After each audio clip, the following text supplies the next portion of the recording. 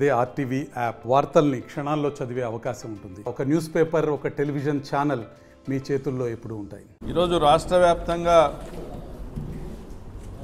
చర్చ జరుగుతున్నటువంటి ఒక దళిత బాలిక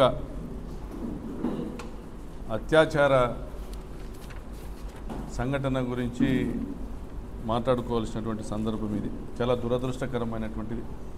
అది అనంతపురం ఉమ్మడి జిల్లాలో కావడం, అందులోనే రాప్తాడు నియోజకవర్గంలోని జరిగిన సంఘటన కావడం చాలా దురదృష్టకరం.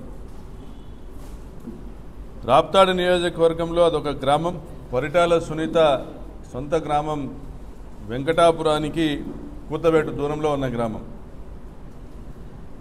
అక్కడ 40 సంవత్సరాలుగా ప్రజాస్వామ్యం అనేది చూడని గ్రామం. అది 40 సంవత్సరాలుగా తెలుగుదేశం పార్టీకి రిగ్గింగ్ గ్రామం. అక్కడ పరిటాల వారు చెప్పిందే వేదం, వారు చేసిందే శాసనం, అదే చట్టం. అక్కడ అమలయ్యేది కేవలం పరిటాల రాజ్యాంగం. ఏకపక్షంగా పరిటాల కుటుంబానికి మద్దతు తెలిపేటువంటి గ్రామం. ఆ గ్రామంలో సూడో నక్సలైట్లు ఉన్నారు, కిరాయి హత్యలు చేసే వాళ్ళు ఉన్నారు, రౌడీ షీటర్లు ఉన్నారు. వారందరూ కూడా పరిటాల సైన్యం.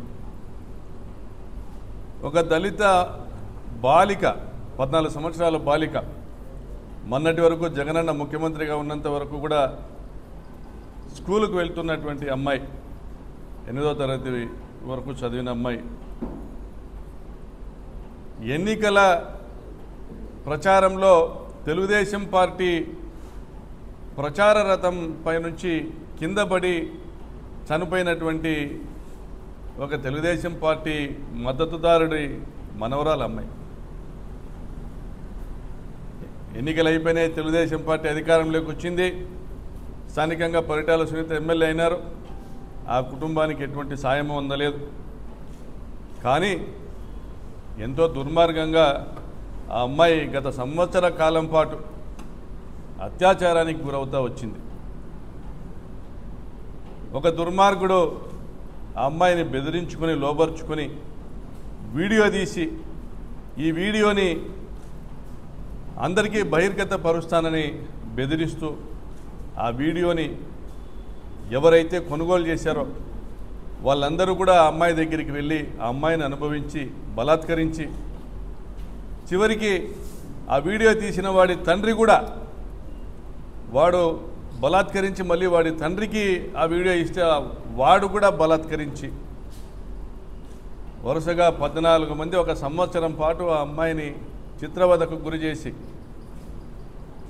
చివరికి పెద్ద మనుషుల దగ్గరికి పోయి న్యాయం కోసం అడిగితే ఆ పెద్ద మనుషులు కూడా గద్దల్లా ఆ అమ్మాయిని బలాత్కరించి, చివరకు చెప్పుకునేటువంటి పరిస్థితులు లేక, వినేటువంటి నాదుడు లేక, వీరి మొర ఆలకించే వాళ్ళు లేక,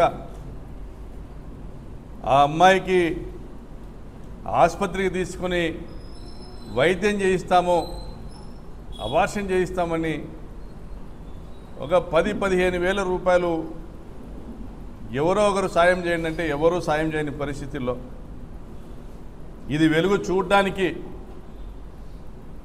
6 నెలల సమయం పట్టిందా ఆ అమ్మాయికి? 6 నెలల గర్భం వచ్చేంత వరకు. అంటే అది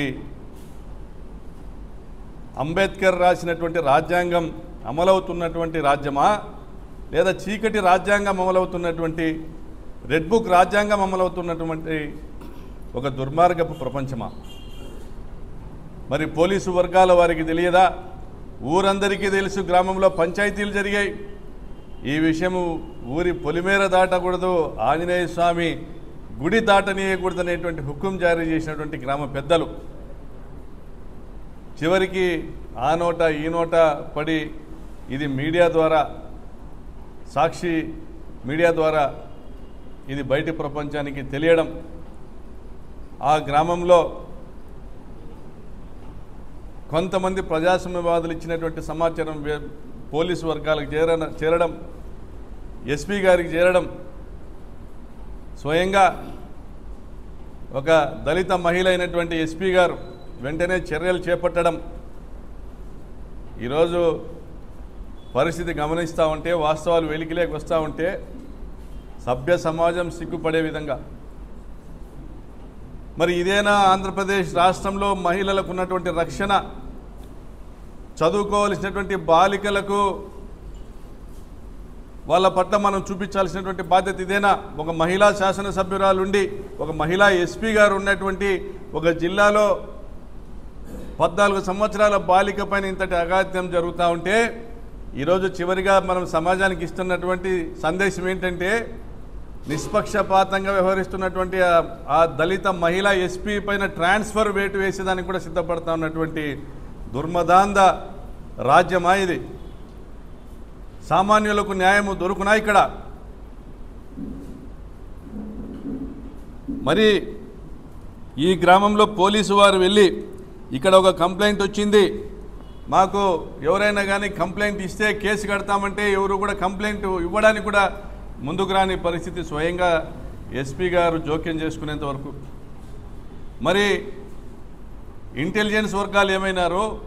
ఆ స్థానికంగా ఉన్నటువంటి ఎస్ఐ, గ్రామ కానిస్టేబుళ్ళు వీళ్ళంతా ఏమైనారు? వాళ్ళకి తెలియకుండానే జరిగిందా? చీమ చిట్టుక్కుమన్న పరిటాల కుటుంబానికి సమాచారం అందజేసేటువంటి ఆ గ్రామం నుండి పరిటాల కుటుంబానికి సమాచారం లేదా? వారి దగ్గర ఈ పంచాయతీ జరగలేదా? మరి ఏమైనారు నాయకులు? ఈ జిల్లాలో 2 దళిత ఎమ్మెల్యేలు ఉన్నారు, ఎంతోమంది దళిత నాయకులు ఉన్నారు. ఒక అభము శుభము తెలియని ఒక ఆడబిడ్డ, మన అందరి ఇళ్లలో కూడా ఆడబిడ్డలు ఉన్నారు. ఆ ఆడబిడ్డకి ఇంత అన్యాయం జరుగుతూ ఉంటే నోరిప్పరేం?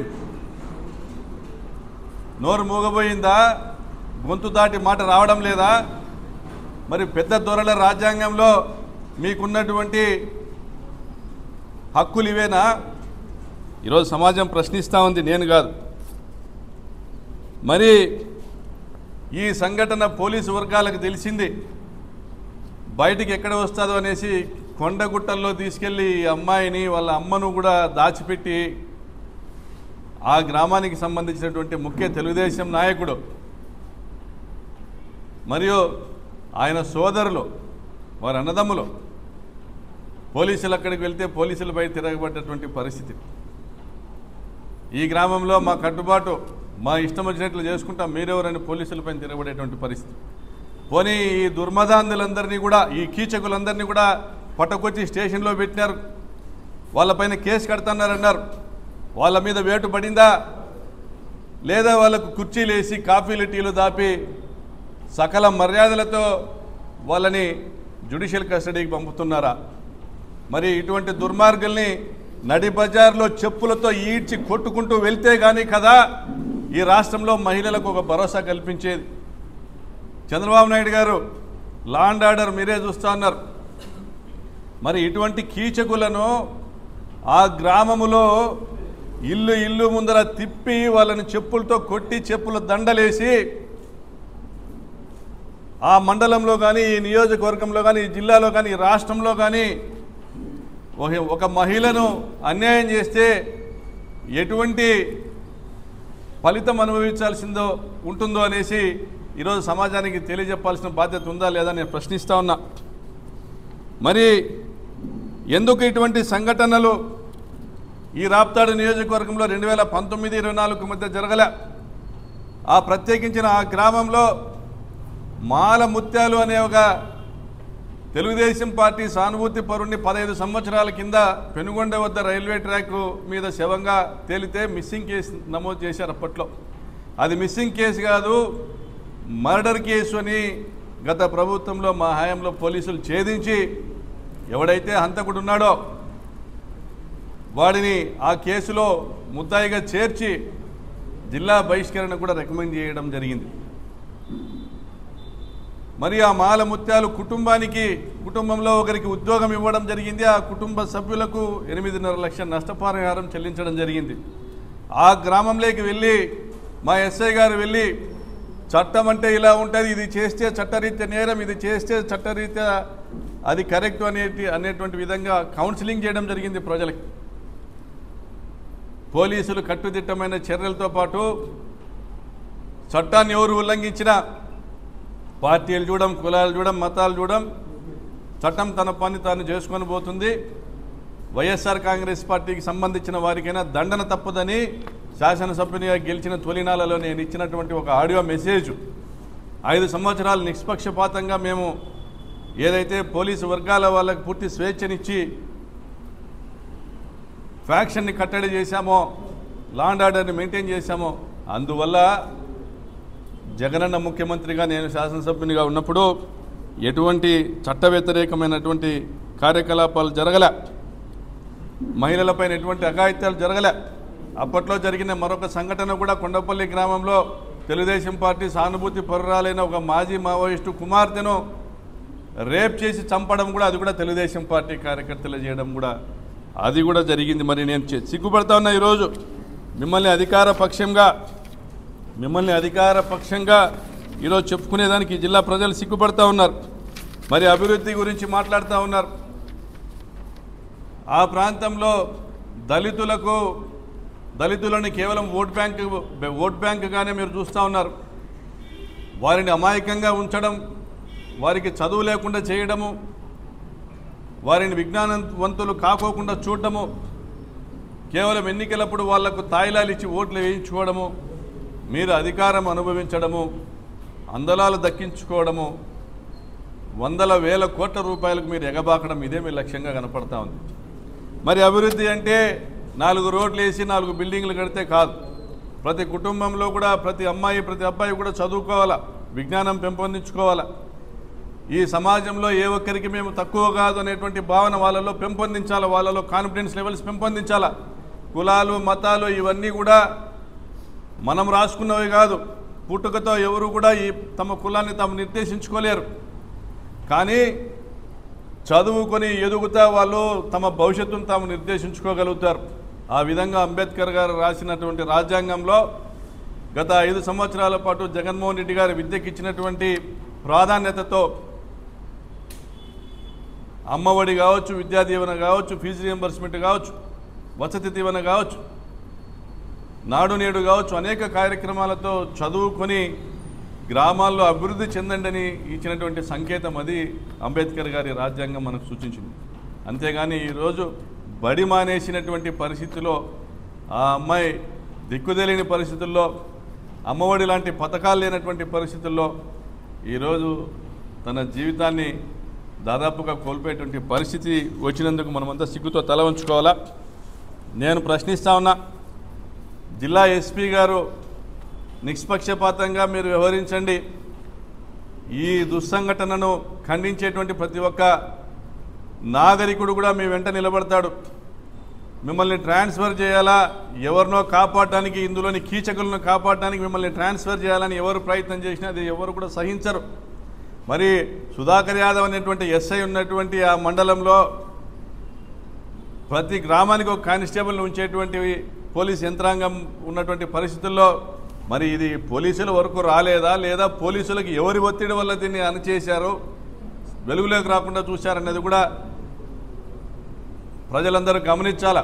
పోలీసు వారి యాక్షన్ ద్వారా తాము నిష్పక్షపాతంగా ఉన్నాము, ఆ దళిత కుటుంబానికి అండగా ఉన్నామనేది తెలియజేయాలని కోరుకుంటూ, ఇటువంటి సంఘటనలో కేసులు విచారణకు రావడము, విచారణ ద్వారా బాధితులకు న్యాయం జరగడం అనేది ఆలస్యమవుతుంది. అందులోనే ఈ సంఘటనలో మాకైతే ఎటువంటి నమ్మకము కూడా లేదు.